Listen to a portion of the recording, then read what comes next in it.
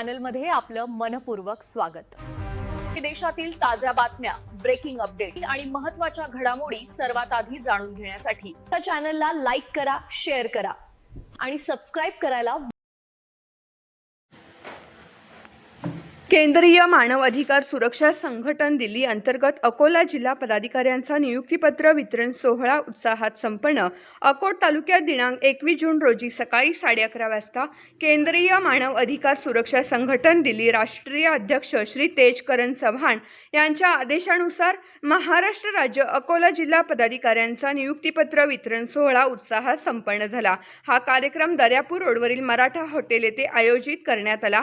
महाराष्ट्र राज्य सचिव रवींद्र खेडकर यांच्या मार्गदर्शनाखाली तसेच विदर्भ अध्यक्ष अभय व्यास, विदर्भ उपाध्यक्ष देवेंद्र पुणकर, विदर्भ सचिव अनिल गुप्ता, विदर्भ संघटक प्रमुख तसेच विदर्भ सहसचिव गणेश माळी यांच्या माध्यमातून कार्यक्रमाचे आयोजन करण्यात आले। कार्यक्रमाच्या अध्यक्षस्थानी महाराष्ट्र राज्य सचिव रवींद्र खेडकर होते। प्रमुख उपस्थितीत विदर्भ अध्यक्ष अभय व्यास तसेच यवतमाळ माजी जिल्हाध्यक्ष राजेश ईश्वरकर उपस्थित होते। यावेळी अकोला जिल्ह्यातील पदाधिकाऱ्यांचा शाल, श्रीफळ व पुष्पगुच्छ देऊन सत्कार करण्यात आला तसेच त्यांना नियुक्तीपत्र प्रदान करण्यात आले।